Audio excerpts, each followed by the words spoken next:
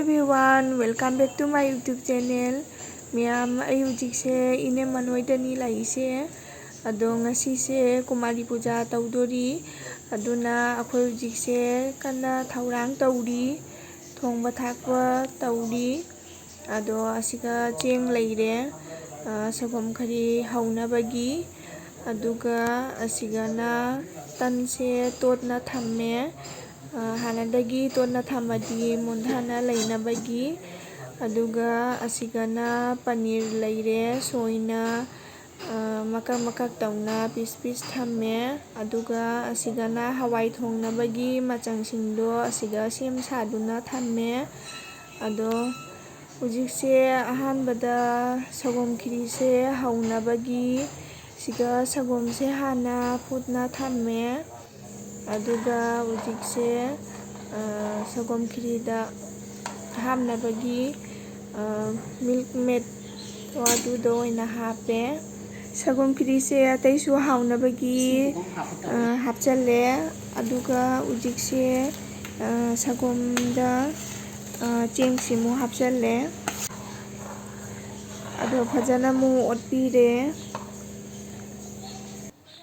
Ado miyam hujikse Kumari Puja tawdoise ingangsingse lae aina akhoi mapanda amuk thokna jengini. Ado moisu ising khorange aduna akhoi ising glass ka jug ka tawraga puna lae ithaknabagi.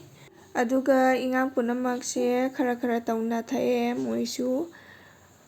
Ado moise sanaruraga lai male. Lakpaga ising hana thake ai aduna isingse hana pithe. Aduga miyam asigana hawaise ani thongna thonge.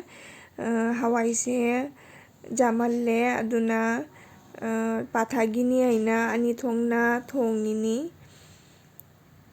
Ado asigana leire plate asise khoi hujik gift pinabagi angangsingda packing kanna tawdini. Ado miyam hujikse hawaise paneer hapaga thongbaniaba. Ado thongba loire aduna poche amada sandoini. Aduga miyam asigana packing tawbase machiche ani thokna tawre. Angangba amaga blue color amagana sumaina tawna packing se tawre. Ado packing se tawbasu losalakpore khara tawna. Aduga miyam makoina gi packing tawba matamsida kamaina mongi tawragana fajagani haina khalambani. Ado last da sumaina design se oina tawre. Asina hena fajarani haina.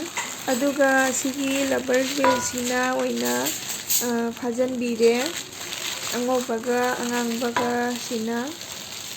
Ado gi packing tawbasu losalakpore. Aduga miyam akhoi hujikse kanna puri hauri. Ado puri sisu fajana tawna kamkhatle fajare.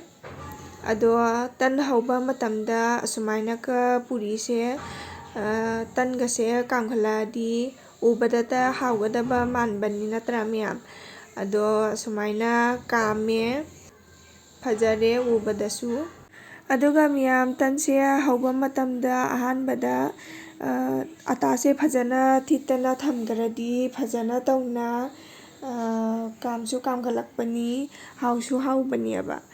Ado hanadagi totana thammabanina hujik puri sisu fajana tawna kamkhale. Ado asigana kanna atatanse tai.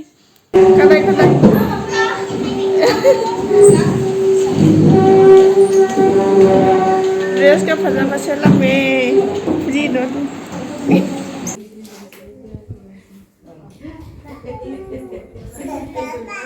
Papa, kau tidak pengen itu dia. Baru loleh di main saja. Papa, ayo. Mau papa mana aja? Gua bisa ada tanah. Eh, itu dulu dia sudah. Sudah ni. Itu dia. Ramai boleh boleh kau. Oh, ini bagi ꯑꯗꯣ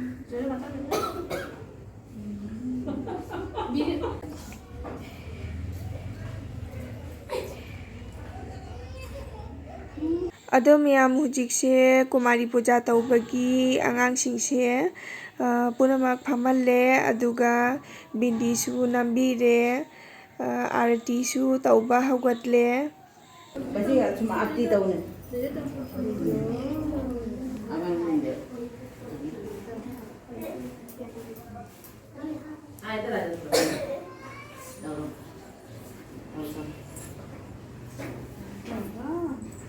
ting kumari ni nyuci banget sih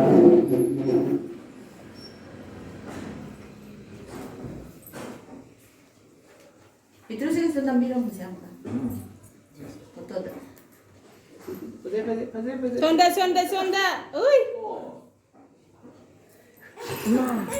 ꯑꯩꯈꯣꯏꯒꯤꯗ ꯍꯨꯏ ꯑꯩꯈꯣꯏꯒꯤꯗ ꯅꯝꯍꯜꯂꯤꯗꯧꯔꯕ ꯆꯤꯡꯕꯅꯤ style ꯇꯧꯕꯒꯤ ꯍꯥꯏꯗꯤ ꯃꯥ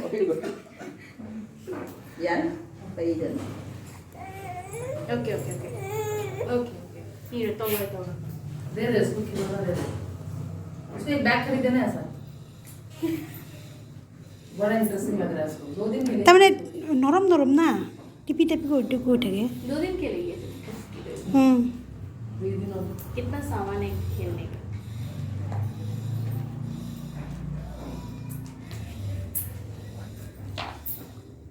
आरती जो है घुमाए रमो कोनो बच्चा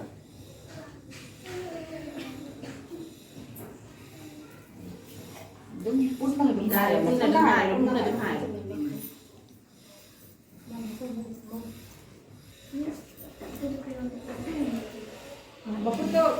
makwakta ah makokta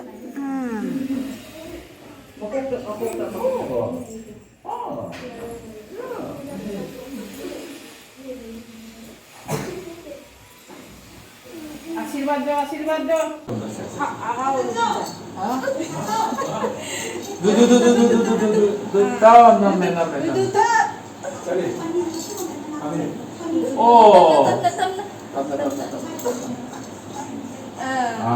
पदे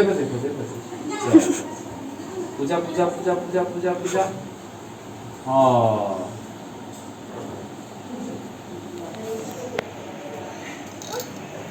मयाम हुजिकसे आंगांसिंगसे चाननबा पुरीगा हाइजांगा सोगम खिरीगासे जेनबा हौगले अदो असुमाइना तौना मोइसु चाबा हौगतले दोनों चटनी दो चटनी दो haura चटनी दो haura चटनी दो haura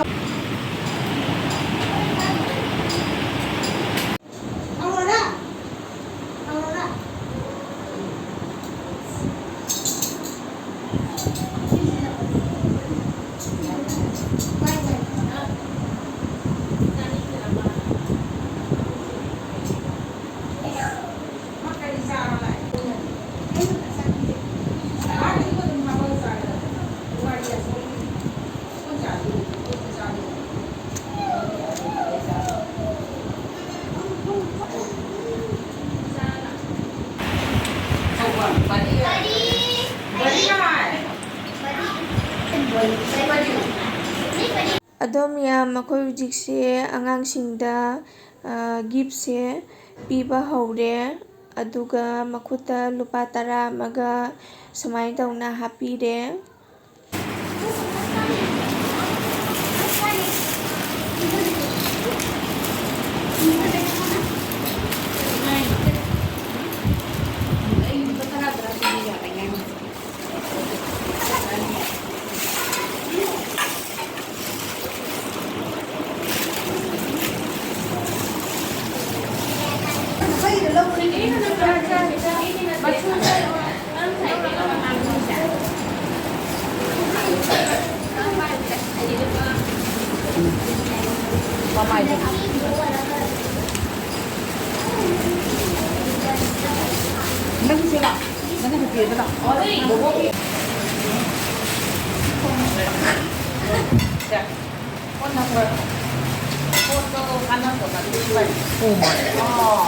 Thank you.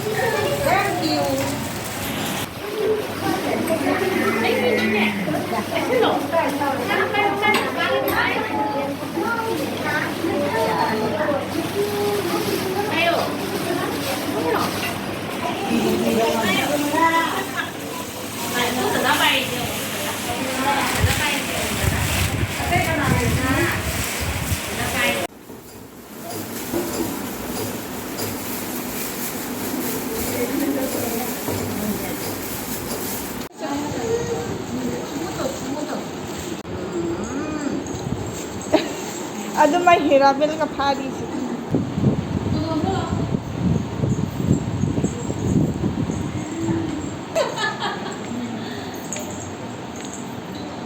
Noin. Ajan maron kanya noin.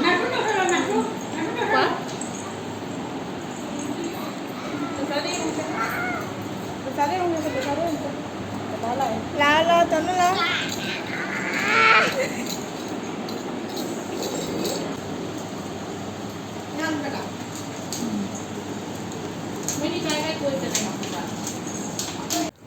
ꯃꯌꯥꯝ ꯍꯧꯖꯤꯛꯁꯦ ꯌꯨꯝꯗ ꯍꯜꯂꯦ ꯍꯋꯥꯏ ꯈꯔꯒ ꯄꯨꯔꯤꯒ ꯑꯗꯒꯤ ꯁꯒꯣꯝ ꯈꯤꯔꯤ ꯈꯔꯒ ꯄꯤꯔꯦ ꯑꯗꯣ ꯃꯌꯥꯝ ꯍꯧꯖꯤꯛꯁꯦ ꯅꯨꯡꯊꯤꯟ ꯃꯇꯝ ꯑꯣꯏꯔꯦ ꯑꯗꯣ ꯑꯁꯤꯁꯦ ꯀꯨꯔꯃꯥꯅꯤꯑꯕ ꯑꯗꯣ ꯀꯨꯔꯃꯥꯒ ꯖꯤꯂꯤꯕꯤꯒꯁꯦ ꯉꯁꯥꯏ ꯃꯄꯥꯅ ꯂꯩꯔꯛꯄꯅꯤ ꯑꯗꯣ ꯑꯁꯤꯁꯦ ꯑꯣꯏꯅ ꯅꯨꯡꯊꯤꯟꯒꯤ ꯑꯩꯈꯣꯏ ꯆꯥꯔꯅꯤ ꯑꯗꯣ ꯃꯌꯥꯝ ꯑꯩꯒꯤ ꯚꯤꯗꯤꯑꯣꯁꯦ ꯌꯦꯡꯕꯒꯤ ꯃꯇꯨꯡꯗ ꯃꯌꯥꯝꯅ ꯅꯨꯡꯁꯤꯕꯤꯗꯨꯅ ꯂꯥꯏꯛ ꯁꯤꯌꯥꯔ ꯁꯕꯁꯀ꯭ꯔꯥꯏꯕ ꯇꯧꯕꯤꯔꯝꯃꯨ ꯑꯗꯣ ꯑꯩꯒꯤ ꯚꯤꯗꯤꯑꯣꯁꯦ ꯃꯇꯥꯡ ꯑꯁꯤꯗ ꯂꯣꯏꯁꯤꯟꯖꯔꯒꯦ ꯃꯌꯥꯝ